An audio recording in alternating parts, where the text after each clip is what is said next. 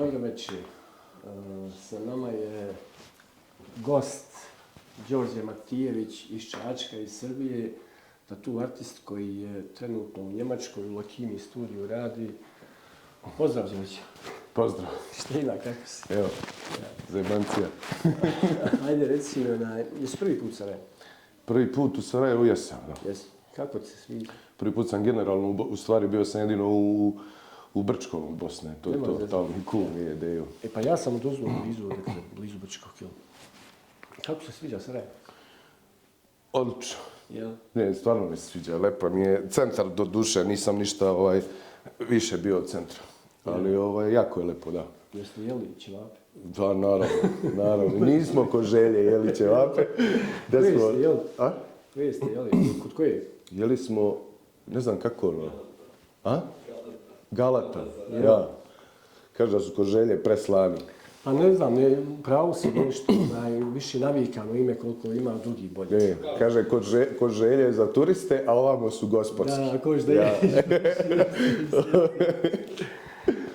Bili ste na skijanju? Je, na Jahorini. Da. 5 dana, evo s ovim od malo pre. Da, kako je bilo? Odlično, malo noge nisam izlomio, ali je dobro. Što? Malo je sunce nas je uhvatilo pa se topio snijeg, ali sve u svemu jako je lepo bilo. Sviđa mi se Jahorina, baš je lepo. Super. Koliko ima kako si počeo raditi u Lakimiju? U Lakimiju sam negdje oko 6 godina, tako nešto. Evo, pa znači baš duži period. Ima, da. I nisam u Njemačkoj trenutno, preselili smo se u Hrvatsku, nismo više gore. Živjeli smo do decembra i sad smo u Hrvatskoj, planiramo u Rijeku da se preselimo za par mjeseci. Lakimi? I šta? Lakimi studiju. Ne, mi smo se preselili, ja i moja žena Lara, planiramo se preselimo u Rijeku do proleća i tamo ćemo otvoriti naš studio, nevezano za Lakimi, za bilo šta. U Lakimi trenutno idem na gostovanju u Karlsruhe, nisam više u Stuttgartu. To je to. Što Rijeka? Se sviđa Rijeka, dakle, ili? Pa sviđa mi se, a imamo tamo neku kućicu na Krku, a i grad je veliki i alternativna je scena i super je ekipa i radi grad cijele godine, nije klasičan turistički, što je meni jako bitno za tetoviranje i da mi nije sezonski grad. Šta imamo od sezonskog grada? To mi ništa. Tako da, a i tamo je puno kvalitetnih artista, ali nema, ja mislim, čini mi se da nema niko ko radi moj stil, što mi je super, znači ne upadam nikom u posao, ne radi nikom klijente, to mi je ekstra. Hajde reci mi, kad dođeš u Srbiju, vratiš se, radiš ponekad? Ne. Uglavnom odmori, je li tako? Jako dugo već ne radim u Srbiji, preko glave mi je to. Malo je to drugačiji mentalitet i tu je ono, znaš kad te znaju svi. I onda ide ono, za rukav i za brata ovo, za brata može ovako, može zrejeti, brate, ajde. Dođem na odmor, vidim vam i tamo čerku iz prvog braka, dođem vidim dete, dođem vidim familiju, brate, i to je to. Ništa dalje od toga. Kako ti je raditi jesi rekao u Karlsruhe, je li tako? U Karlsruhe, da. Tamo mi je sad super. Radim sa Marlon, mislim kod Marlona. Marlon je nekad bio menadžer u Freiburgu gdje sam ja počeo, on me u stvari i doveo u Lakimi. Jako dobar momak i konačno opet radimo zajedno. On je bio menadžer, pa se onda odvojio, otvorio neki studio po pola s još jednim, pa je se onda skroz separatisao, sad on ima par svojih studija i konačno smo se opet spojili i s njim je najbolje da radim, iskreno, što se Lakimija tiče. Ali jedva čekam da otvorim svoj studio, to je neka druga priča. Ipak je Njemačka i ti dođeš na gostovanje i radiš ono šta ti daju i to je to. Nema tu puno biranja. Jesi uvijek radio ovako, znači nisi imao nikad imao sam svoj studio? Imao sam svoj studio u Beogradu, ali to je davno bilo. Ja sam otišao iz Srbije pre 7-8 godina.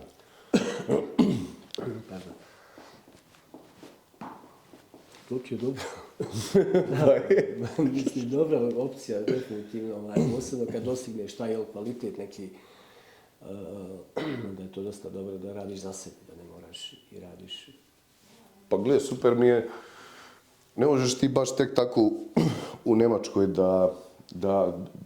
mislim može, ali treba vremena, ali kad radiš tako za nekog drugog, ne možeš ti da dostigneš baš brzo da radiš ono što želiš i da, znaš, hrpu toga, 90% toga što radiš ono što moraš na kraju da odradiš, ne možeš se ubediš sa ljudima i jednostavno radiš da odradiš, da uzmeš te pare i uradiš kvalitetno koliko možeš i to je to.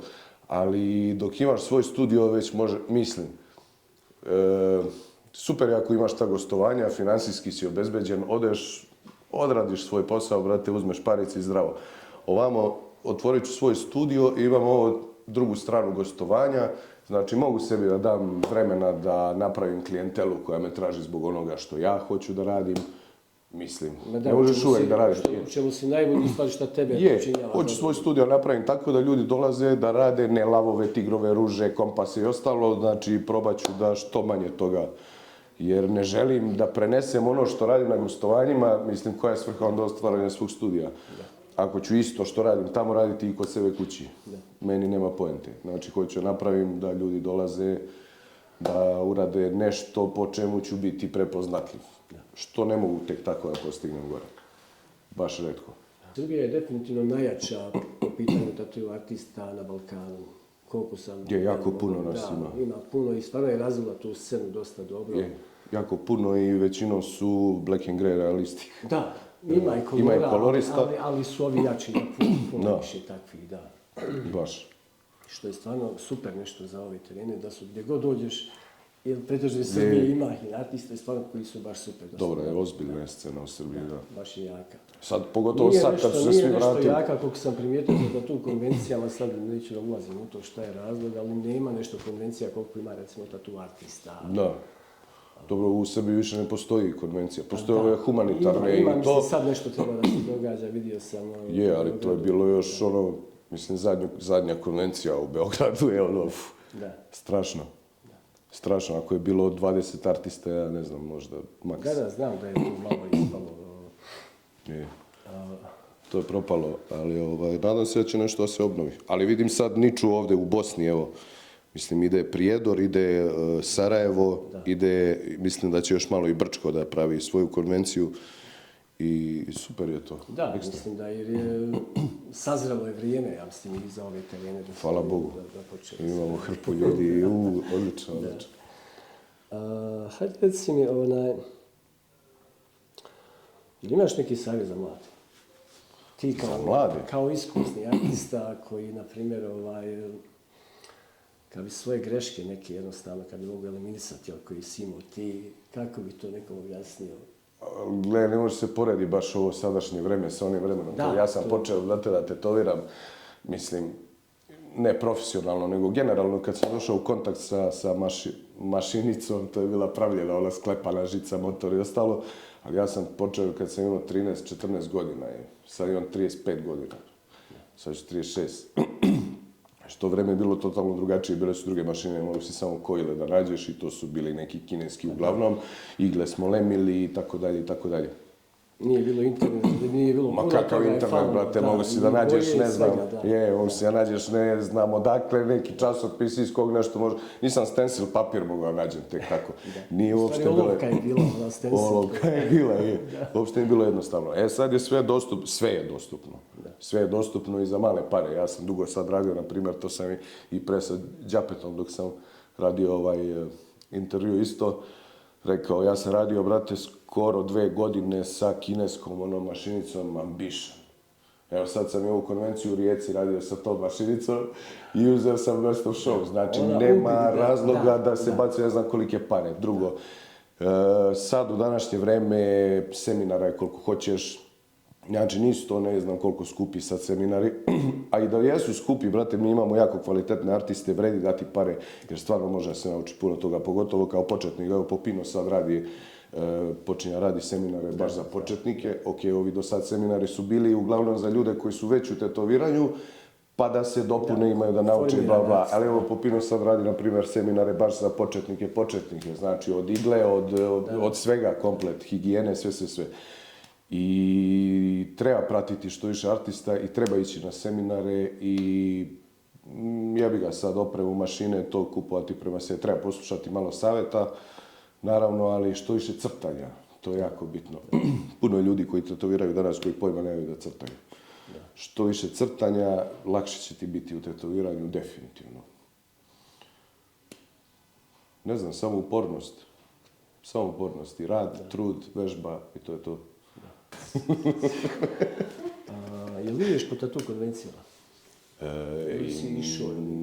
Ne idem toliko Mislim, znam da si u puno. Rijeci bio sada, tako, prošle godine. U Rijeci sam bio 3 puta. Evo sad sam, prošle godine, novembar sam bio, uzeo sam tamo i Best of Show, 3 nagrade sam uzeo. Konačno. Nakon 3 godine konačno da pokupim nešto tamo je. Ne, to je posebna jedna konvencija koju rado posjećujem. Koliko si radio onaj rad? Si radio ga, si ga zadan? 3 dana sam 3 ga dana, radio. da. Mislim 3 dana. Prvi dan sam počeo oko 5 popodne, tek uradio možda sat i po vremena. Drugi dan smo radili oko 5,5 sati i treći dan oko 3,5 sata rada, tako nešto. Znači u 3 dana smo završili. Kako je klijent podnio? Zemo je legenda. Zemo nije glas pustio, znači svaka čast. Evo. A to je dosta bitno. Kako nije bitno, pa bez njega ništa je. Bilo je ono, na kraju treći dan, bilo je ono, Đoka, brate, ajde ono, rekao, druže, znači ako me sad zajebeš, udavit ću te, znači ne može. Izvini, umri, ali jebi ga. Sorry se ovo, brate. Tako. Jebi. Šta je tu? 3 dana, brate, radim, a ima da, ono, ne svesti se još bolje, brate, samo ne mrdaj. Tako da ta Rijeka mi je posebna jedna konvencija, jer to je konvencija, ovu zadnju sam iskreno nameračio sam se da nešto osvojim tamo, jer me je diglo pritisak malo neke nepravde od prethodne 2 koje sam bio, jer svaka konvencija ima malo nepravde, nebitno to. Ali to je posebna konvencija. To je priča o sudije su, ajde recimo, tu često se kuka. Pa je, to je nepravilan izbor sudija za određene kategorije. Znači, nekompetentni ljudi su postavljeni iz nekih drugih stilova itd. Koji se u nešto drugo ne razumeju, kontaš da ti procene šta je tu, znaš, nekompetentni jednostavno. Možda bi bili za neki drugi stil, ali dobro, nebitno, to se na svakoj konvenciji dešava. Ali to mi je posebna konvencija, jer to je jedina konvencija gdje se cijel Balkan konačno skupi. Znači, jednom godišnje se svi skupimo, ne možeš da vidiš sve te ljude tek tako od posla, svi su zauzeti, idu na gostovanje, imaju svoje obaveze, porodice, bla, bla, bla, i to je prilika da se svi konačno sretnemo i tamo je jedna posebna energija i atmosfera i jako često posjećujem. Mislim da nastavit ću da je posjećujem zauvek, ja mislim, ali možda ne više u tako takmičarskom duhu, više da vidim ljude nego što da.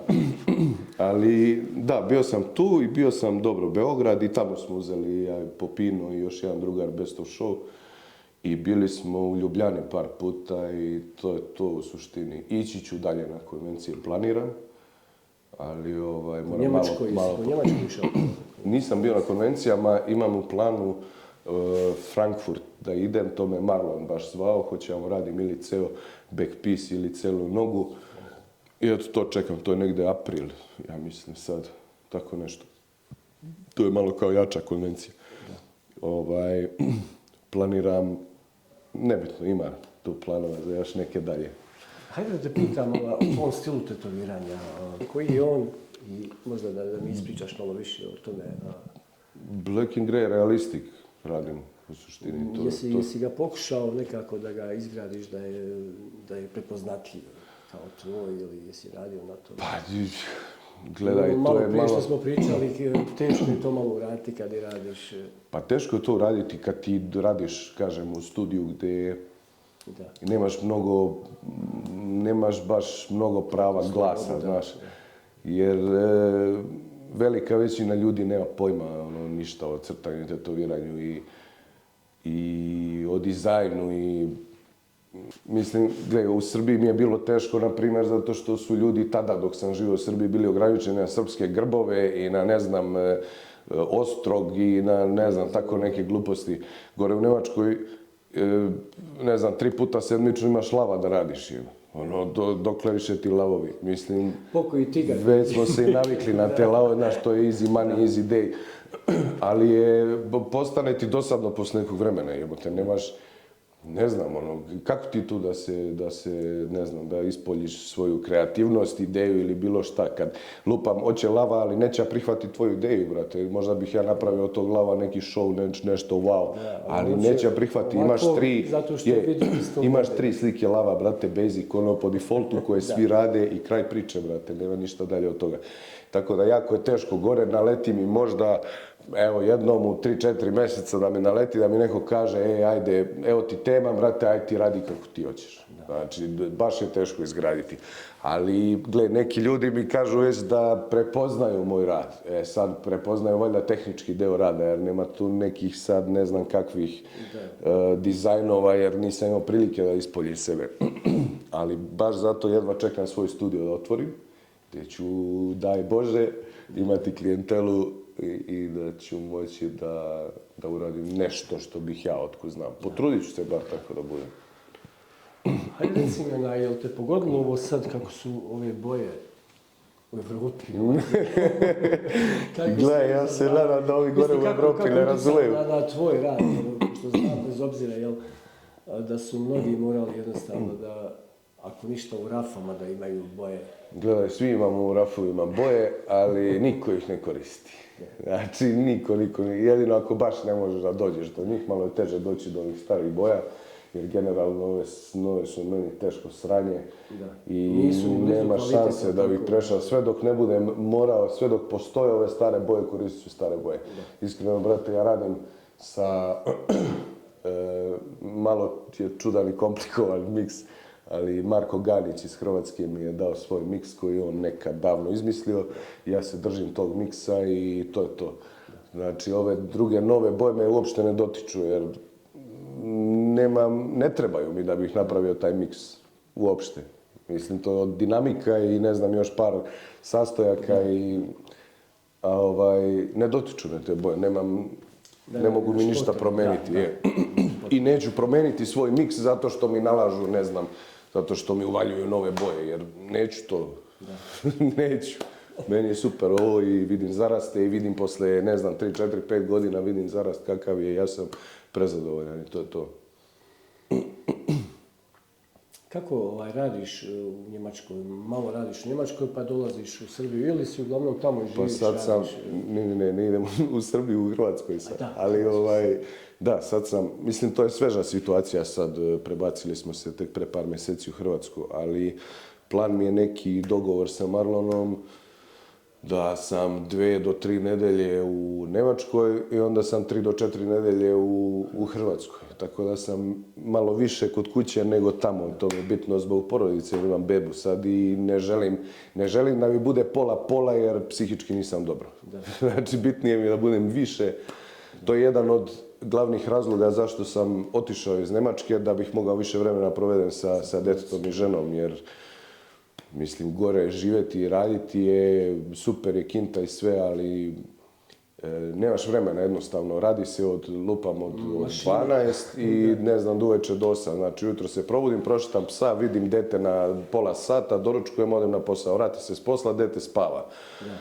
I šta je to? Žena umorna, mrtva jer je bila cijel dan s detetom. Nema mene nigde. Baš tako. I to mi je besmisleno postalo i hoću više vremena. Ok, odem, radim, ali kad se vratim ja hoću da to vreme imam po cijel dan s porodicom i čao. Jel uhvatiš nekog vremena za neka dalja putovanja i tako? Kad god imam slobodnog vremena uhvatim, je. Ja i žena moja često baš volimo da putujemo i ona je avanturista, ja sam avanturista i volimo tako malo i u Aziju da odemo i koji kude malo tropske krajeve i imamo svakakve planove. Svakakvih putovanja, samo malo još par mjeseci mali da stasava, ne tek 6 mjeseci sad. I s njim. Mislim, već mi putujemo tu po Evropi s njim dosta, nije problem, ali još malo za te dalje destinacije. Đorđe, hvala ti na ovom razgovoru, mislim da smo prešli dosta toga, bilo je interesantno, lijepo, hvala ti puno i želim ti puno sreće u tvom i otvaranju studija i normalno u tom radu dalje. Hvala puno, hvala i vama što ste me zvali i zvaću vas na otvaranje. Hvala ti. Mislim, sve ću vas komplet zvati, ali koliko vas ima, vjerojatno svi koji gledaju. Hvala ti, obećavam da ćemo doći. Hvala ti puno. Hvala vama.